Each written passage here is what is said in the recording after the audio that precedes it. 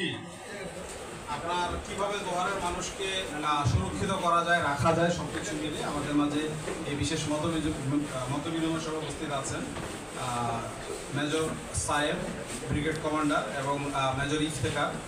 এই দোহার নবাবগঞ্জের দায়িত্বে আছেন উনি। এবং আমাদের আপনারা জানেন দোহার উপজেলার থানা সমস্যাগ্রস্ত হওয়ার পরেও আপনার হচ্ছে যে সচল হয়েছে অফিসার ইনচার্জ জনাব হারুনুর রশিদ, আমাদের এই উপজেলার সম্মানিত সহকারী কমিশনার ভূমি মহোদয় থেকে সবাইকে, আপনাদের সবাইকে স্বাগত জানাচ্ছি।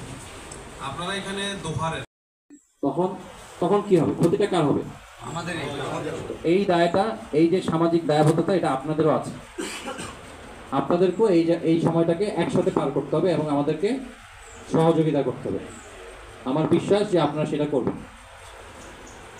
আমি কি হাসি মুখে এখান থেকে সেই বিশ্বাস নিয়ে যেতে পারি? Thank you. আমার আর তেমন কিছু বলার নেই। আমি এখন ফ্লোরটা ইউনো সাহেবকে দিব।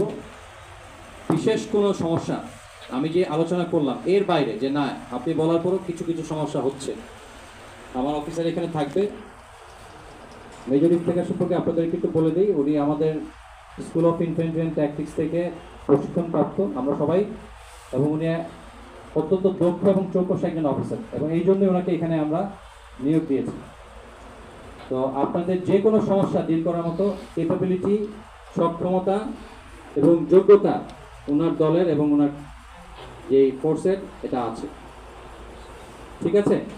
তো আপনারা সবাই, আমি যে যাদের নাম বললাম প্রশাসনে, ওনাদের সবাইকে সুন্দরভাবে সহযোগিতা করবেন এবং সুন্দরভাবে আমি চাই যে এই থানাটা একটা মডেল হিসেবে উপস্থাপন হবে বাকি সবার জন্য। বুঝতে পেরেছেন?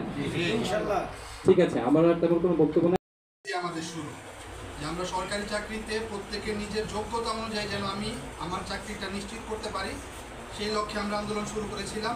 কিন্তু পরবর্তীতে ঘটনা প্রেক্ষিতে সেই আন্দোলন একটা বৃহৎ আন্দোলনের দিকে গিয়েছে, এবং আমরা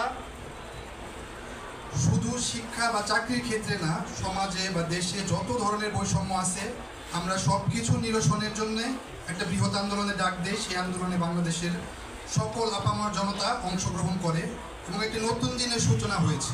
আমরা সবাই এটা বিশ্বাস করি। সেই নতুন দিনের সূচনার, এবং আমরা সবাই জানি যে স্বাধীনতা অর্জনের থেকে রক্ষা করা কঠিন। এটা পূর্বে অনেকবার হয়েছে, এবং আমরা এবার ছাত্ররা আমরা শুধু স্বাধীনতা অর্জন করি সেটা যে আমরা রেখে দিব এরকম না, আমরা যেন একটি নতুন বাংলাদেশের সূচনা করতে পারি এ ব্যাপারে আমরা বদ্ধপরিকর। এবং এখানে বিভিন্ন দলমত নির্বিশেষে সকলে আছেন।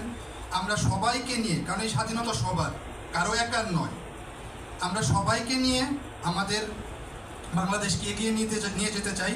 এবং আমরা চাই না যে এখানে আর কোনো ভেদাভেদ, হিংসা বা প্রতিহিংসার যে রাজনীতি বাংলাদেশে 1971 সাল থেকে পরে থেকে প্রচলিত আছে, আমরা সেটা থেকে বের হয়ে আসতে চাই। আমরা চাই যে আমরা সবাই মিলে এবং প্রত্যেকে তার নিজস্ব জায়গা থেকে আমরা দেশকে এগিয়ে নিয়ে যাওয়ার জন্য কাজ করব। এখানে কেউ যদি সুযোগ সন্ধানী হয়ে আমাদের এই উদ্দেশ্যকে, পবিত্র উদ্দেশ্যকে নস্যাৎ করার চেষ্টা করে, আমরা ভবিষ্যতে ছাত্ররা আবার তার বিরুদ্ধে রুখে দাঁড়াবো। সে যে দল, যে মত, যে ধর্মের, গোত্রের, বর্ণের হোক, আমরা কাউকে পরোয়া করব না। এটা আমাদের একটা ক্লিয়ার মেসেজ আপনাদের উদ্দেশ্যে, এবং আমরা চাই আপনারা আমাদের সহযোগিতা করুন। আমরা কোনো দলের পক্ষে হয়ে কাজ করছি না, আমরা বাংলাদেশের পক্ষে, বাংলাদেশের মানুষের পক্ষে হয়ে কাজ করছি। ধন্যবাদ। দোহার উপজেলা সহ দোহার পৌরসভা এবং ইউনিয়ন পরিষদের যে ইগুলো আছে সবগুলো হচ্ছে প্রত্যাখ্যান করে নতুন করে নির্বাচনের আহ্বান জানিয়েছি। আমি এটা আপাতত বলে শেষ করতে চাচ্ছি।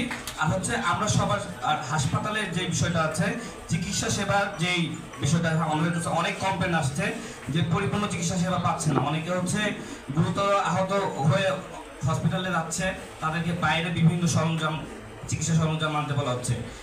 এটা যেন বন্ধ করা হয়। এছাড়া ভূমি অফিস সহ সরকারের সকল দপ্তরের স্বচ্ছতা এবং জবাবদিহিতা হচ্ছে কায়েম করতে হবে, এবং সাধারণ জনগণের কাছে সেটা প্রকাশ করতে হবে। সেই দাবিগুলো আমাদের পক্ষ থেকে থাকবে। আমরা চাই একটি দুর্নীতিমুক্ত, সুশৃঙ্খল, একটি ঐক্যবদ্ধ, অসাম্প্রদায়িক বাংলাদেশ। সেই লক্ষ্যে আমরা সবাই একমত নয়? আমরা যেমন ছাত্ররা একমত আছি, এখানে যারা আছেন সবাই আমার শিক্ষক আছেন, আমার বড় ভাইরা আছেন, আমার কাকারা আছেন, সবাই আমাদের পরিচিত। আমরা সবাই কেউ কারোর বাইরে না, আমরা সবাই একত্রিত হয়ে ইনশাআল্লাহ আগামী দিনের সুন্দর একটা বাংলাদেশ গড়বো, সুন্দর একটা দোহার নবাবগঞ্জ ঘুরবো, সুন্দর একটা দোহার ঘুরবো। সেই অভিব্যক্ত কথা ব্যক্ত রেখে আমি আমার বক্তব্য শেষ করছি। আল্লাহ। ঠিক আছে, ধন্যবাদ।